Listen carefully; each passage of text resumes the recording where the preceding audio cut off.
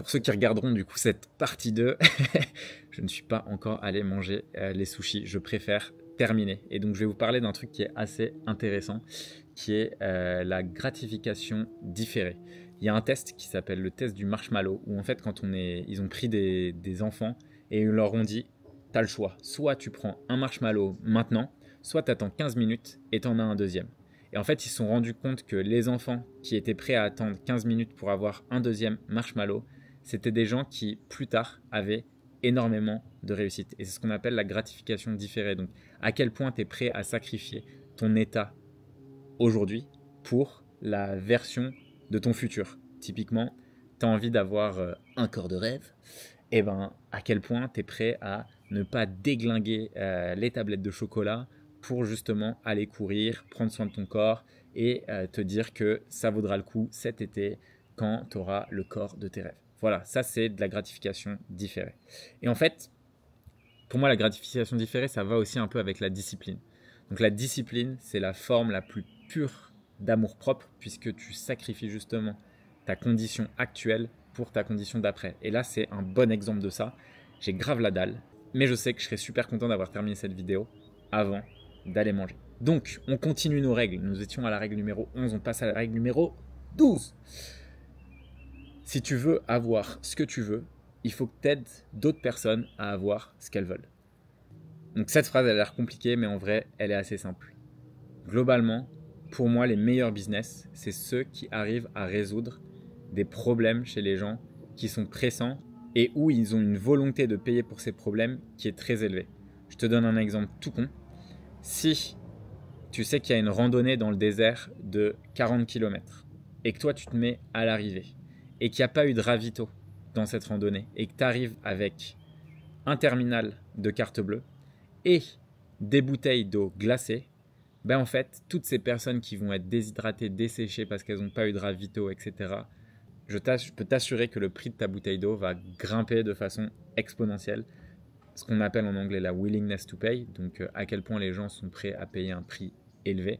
Ben, évidemment que s'ils se sentent déshydratés, que tu as de l'eau fraîche et que tu es dans le désert, ben en fait, ça va augmenter. Et donc pour moi, les boîtes qui sont les plus successful, et donc les personnes qui sont les plus successful, c'est les gens qui arrivent à trouver des problèmes qui sont pressants ou justement les gens sont prêts à payer très cher. Règle numéro 13. Rends la vie des gens simple. Et ça, c'est un truc, je connais très très peu de personnes qui font ça et je vais te raconter une petite histoire.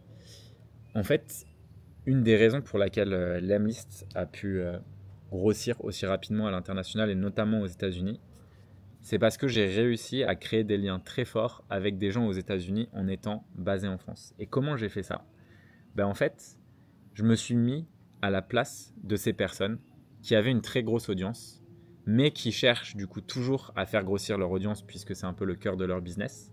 Et je me suis dit, ok, qu'est-ce qu'ils veulent? Ben, eux, ils veulent grossir leur audience et dans leur audience, ils veulent des commerciaux. Donc très bien, moi, je vais leur dire qu'ils vont être devant des dizaines de milliers de commerciaux dans notre communauté.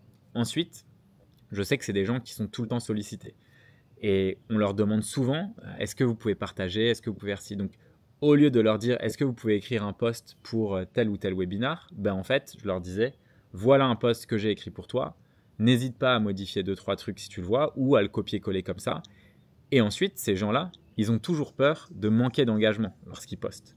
Donc, au moment où ils vont poster, qu'est-ce que j'allais faire? Ben, je leur disais, partagez-moi le lien. Et là, à ce moment-là, je demandais à nos équipes d'aller liker et commenter.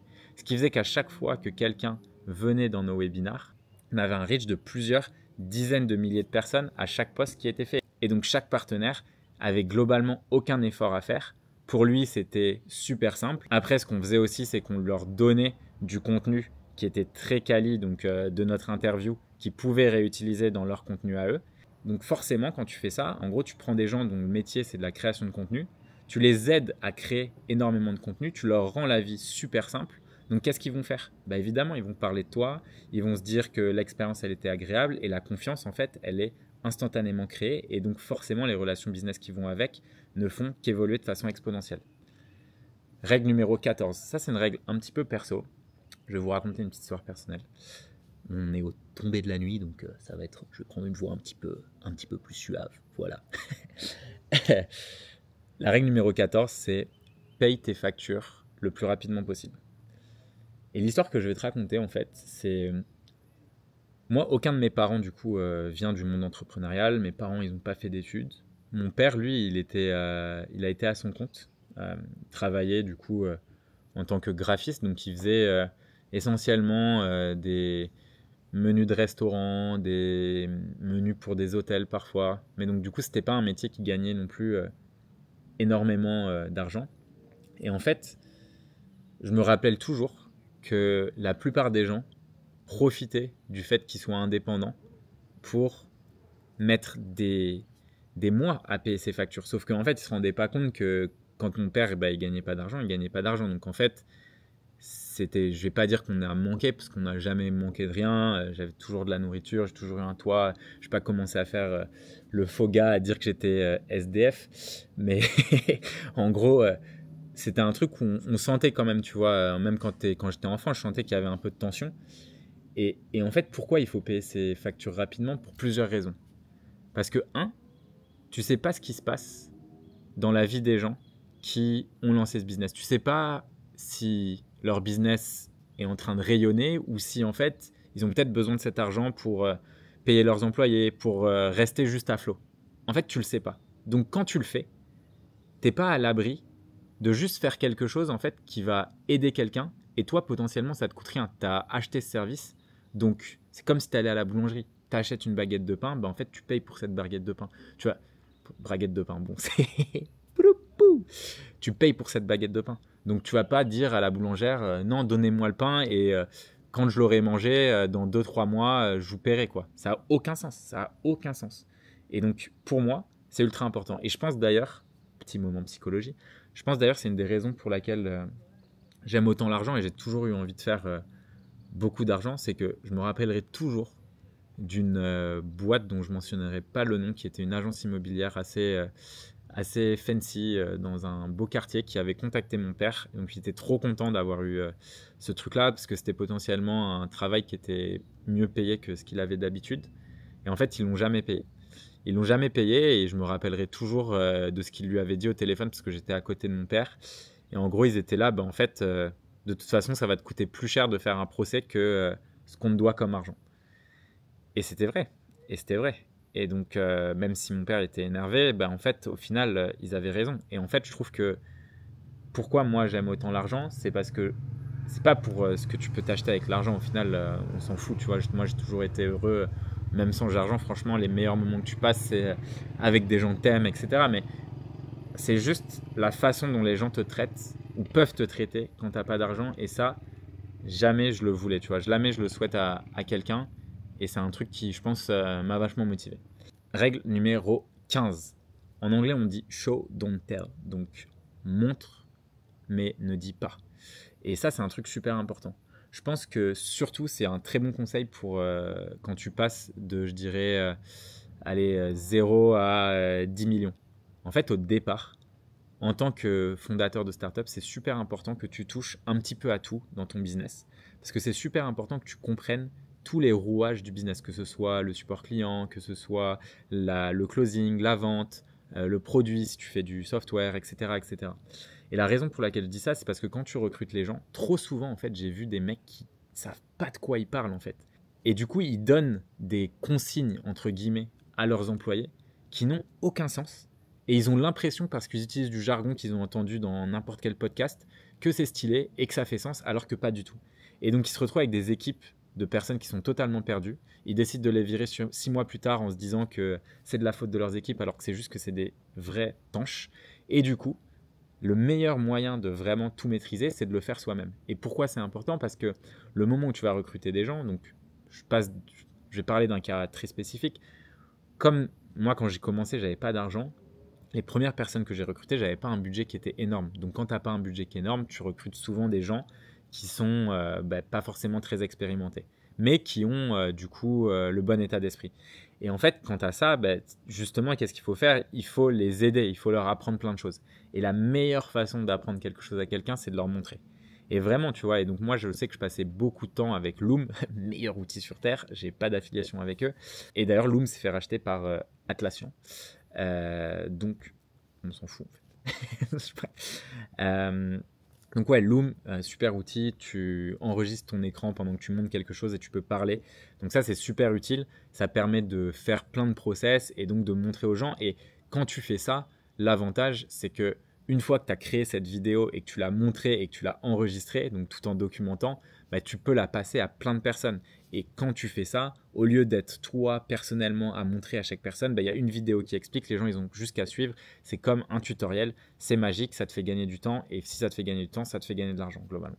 Règle numéro 16, tout le monde pense que c'est fou, que c'est cringe jusqu'à ce que ça fonctionne. J'en ai déjà parlé dans une des vidéos précédentes, mais au tout début, moi j'étais à Station F, j'étais du coup à l'incubateur chez Zendesk, qui est un incubateur qui nous permettait de ne pas payer, ce qui était génial. Donc, j'avais des bureaux gratuits, hashtag énorme crevard, comme vous le savez tous, à manger mes pasta box et mes bim bim go aussi, qui était bref un truc où tu pouvais payer 3 balles ou 3 balles 50 pour un petit repas, c'était génial. Et ben en fait, moi, je faisais beaucoup de vidéos à Station F. Donc, je me mettais, parce que Station F, en fait, c'est un endroit magnifique. Donc, je me suis dit, putain, t'as un fond qui est génial, faut en profiter. Je voyais personne le faire. Je me mettais sur une passerelle. Et donc, les gens m'entendaient faire mes vidéos en anglais. Et tout le monde se disait, putain, mais c'est qui cet abruti, quoi. Et il y avait des gens qui se moquaient. Il y avait même des gens de Station F que je connaissais pas, qui avaient des faux profils YouTube, qui écrivaient des commentaires, tu vois, pour tracher mes vidéos en mode, c'est quoi cet accent français de merde, machin et tout. Et en fait, au bout d'un moment, bah, j'ai juste continué à le faire en fait. Je me suis dit, bah, tu sais quoi, c'est pas grave, continue, continue. Il y a une phrase que j'aime bien, en gros, c'est les chiens aboient et la caravane passe. Ou une autre phrase qui est de dire va tellement loin en fait que tu les entendras plus. Et ça, je trouve que c'est super important avec les critiques en fait. C'est que tu te rends compte qu'au bout d'un moment, bah, quand ça va fonctionner, et je te jure que ça va fonctionner, qu'il faut que tu crois en toi, bah, à ce moment-là, tu te diras que tous les sacrifices que tu as faits, bah, en fait, ça en valait la peine. Et peut-être qu'un jour, tu feras une vidéo dans le noir comme ça, éclairée avec ton ordinateur, grave stylé. En vrai, c'est magnifique. Genre, tout est ultra calme. Je sais pas si je vais réussir à vous montrer. Ah ouais, on voit un peu, putain, avec ma vieille tête là, mais... Ouais, c'est un endroit, putain, je vais exprimer ma gratitude. Merci à l'univers. Tac, tac, tac. Ah ouais. Conseil numéro 17. Super important ça. N'écoute pas les gens qui n'ont pas ce que tu veux. Et ça, je pense que c'est vachement important. Pourquoi ? Parce que, en fait, je me suis rendu compte, que ce soit avec mes amis proches ou ma famille, c'est que quand tu deviens entrepreneur, tu rentres dans une sorte de train qui va tellement vite que pour la plupart des gens, ils comprennent pas ce qui se passe en fait. Et ce train, en gros, c'est une image pour illustrer ton évolution. En gros, tu rencontres tellement de personnes, tu apprends tellement de nouvelles choses, tu pousses tellement tes limites que tu vas évoluer très rapidement.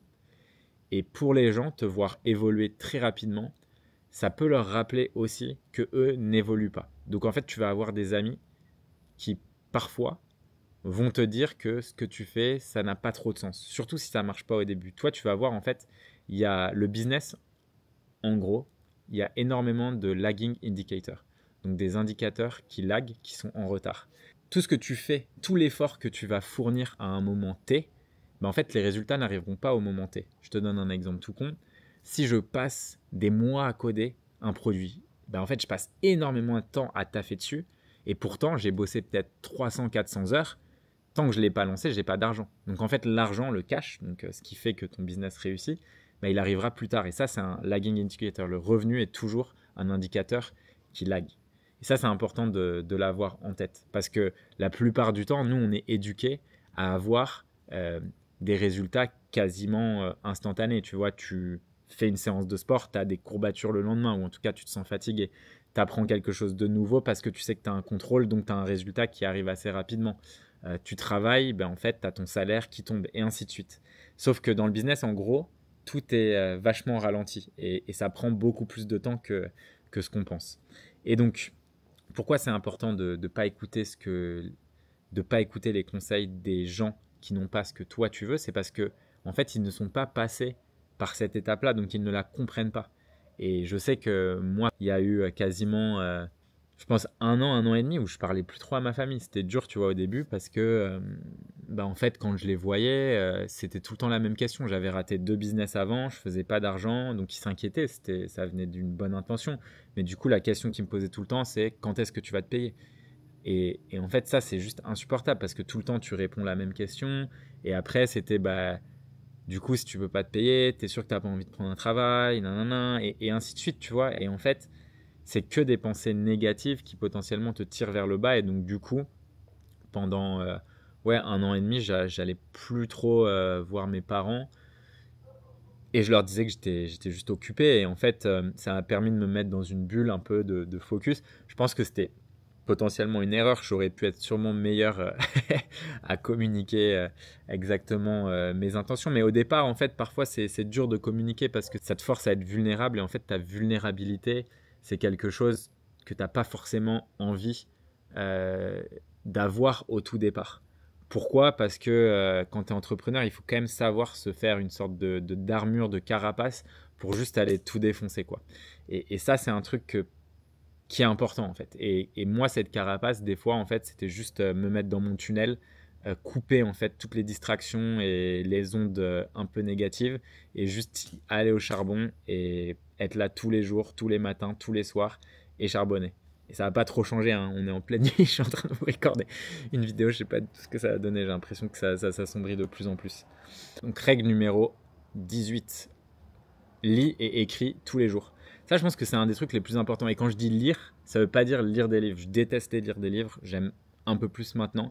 Mais c'est lire, lis des newsletters, lis des articles, regarde les vidéos de Guillaume Moubèche et abonne-toi à sa chaîne. Enfin, tu vois, genre, non mais c'est juste important de consommer des choses, en gros, qui vont t'apporter une nouvelle perspective et écrire pourquoi.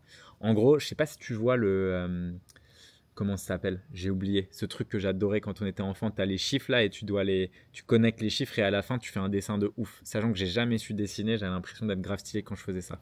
Ben en fait, pour moi, si tu veux, la lecture ou la consommation de contenu comme cette vidéo géniale, c'est plein de chiffres qui se mettent dans ta tête. Et en gros, l'écriture, c'est ce qui va relier tout ça pour faire un dessin magnifique. Et en gros, pour moi, c'est vraiment important. C'est l'écriture, c'est ce qui te permet justement de cristalliser toute ta connaissance.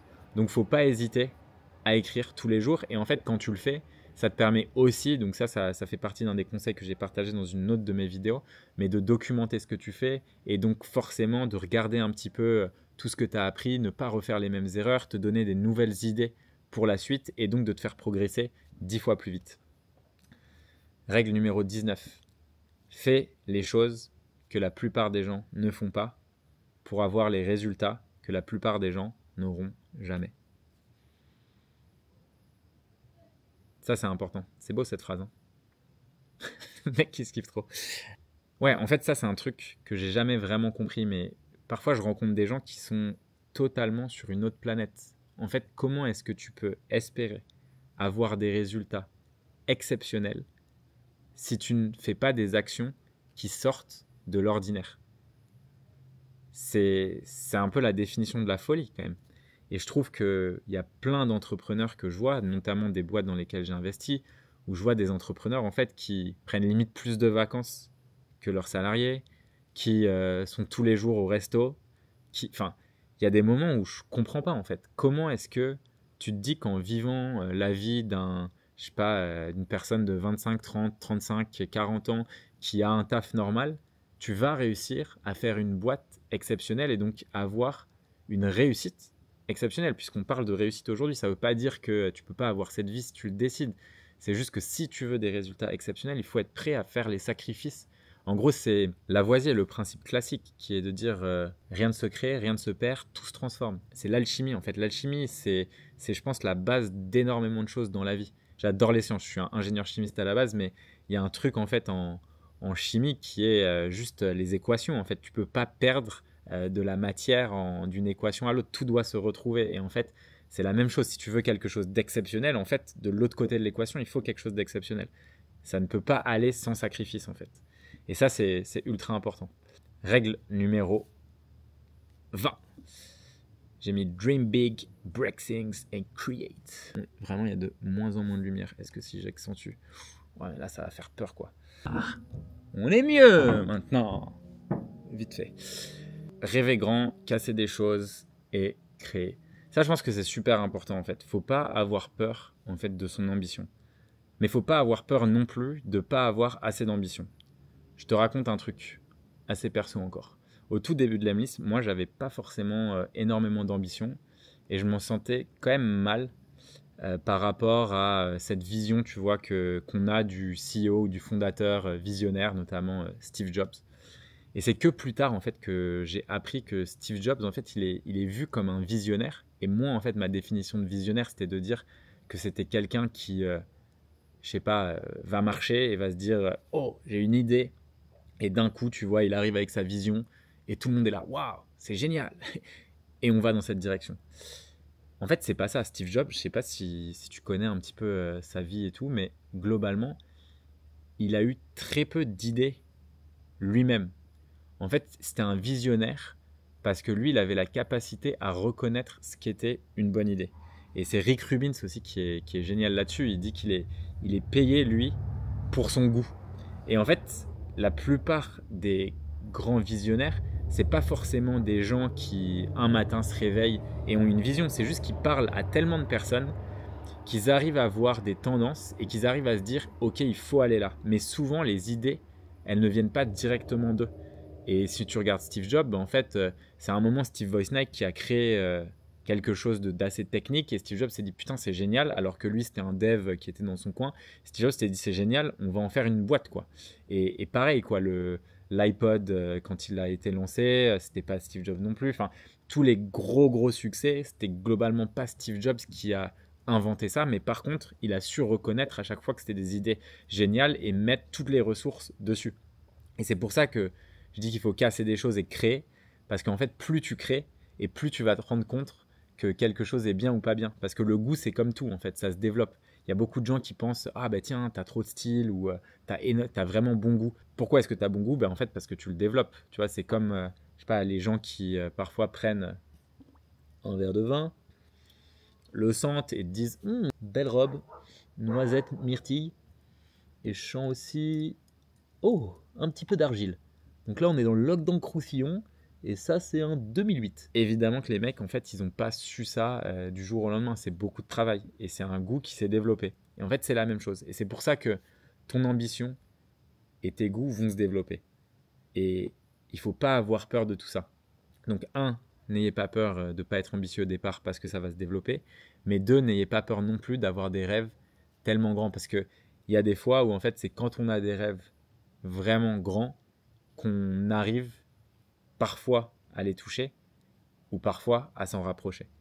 Et dans tous les cas, que vous les touchiez ou vous en rapprochiez, vous aurez déjà le succès que vous méritez. Et la dernière règle, la numéro 21, la vie est un cadeau et c'est important d'exprimer sa gratitude. Peu importe en fait l'étape à laquelle vous êtes, le fait déjà d'avoir sa boîte, le fait de juste pouvoir bosser avec des gens qu'on aime, des gens qu'on admire, pouvoir créer une équipe, pouvoir vivre ce genre de moment, en fait, c'est déjà génial. Et je pense que le succès, c'est avant tout ça. Je pense que la vie, elle est créée par les optimistes. Il y a toujours des pessimistes qui sont là pour vous critiquer, pour vous dire que vous auriez dû faire différemment, pour parler de vos erreurs. Mais en fait, il n'y a que quand on fait des erreurs qu'on apprend. Personne n'est parfait. Il y a sûrement des choses que vous pensiez il y a quelques années et vous avez totalement changé d'avis. Tout le monde change d'avis. Ça fait partie de la vie. Ce qui est important, c'est de se rendre compte qu'à chaque instant qu'on vit une aventure entrepreneuriale, en fait, on vit potentiellement les meilleures années de notre vie. Moi, que ce soit les débuts ou maintenant, évidemment, j'ai pas du tout la même richesse et donc c'est facile de parler de ce point de vue, mais si je devais revenir en arrière pour refaire tout ce que j'ai fait, je le referais avec plaisir en fait. C'est des montagnes russes, c'est génial et je pense que c'est super important de s'en rendre compte parce qu'une fois de plus, en fait, quand on s'en rend compte, on met une énergie dans son projet qui est totalement différente et les gens qu'on embarque avec nous, ils la ressentent cette énergie et ça c'est un truc qui crée en fait que des ricochets de bonheur, que des ricochets de succès et c'est tout ce que je vous souhaite. Il fait vraiment nuit et c'est clairement le moment pour moi d'aller déglinguer des sushis. Ouh, Bon, allez, je vais peut-être vous montrer rapidement les petits sushis que je vais me déglinguer. Si vous êtes en train de manger, j'espère que... Ah ouais, putain, regardez-moi cette lumière magnifique. C'est des aurores boréales. Non, je déconne. Ah là là, le gros mytho. En fait, je suis dans un studio à Paris. C'est un fond vert. Alors, qu'est-ce que nous avons de beau? Tu vois, quand je vous parlais là tout à l'heure de faire l'extra mile, ça c'est sympa. Do something today that your future self will thank you for. Fais quelque chose aujourd'hui qui permettra au toi du futur de te dire merci. Et ça, c'est beau. Et ça, c'est vraiment un problème que j'ai. C'est-à-dire qu'à chaque fois que je commande et que j'ai la dalle, ben en fait, j'ai l'impression que je vais pouvoir manger pour 18 personnes. Et on va terminer sur ce magnifique plan. Allez, bon app les petits loups. Bisous.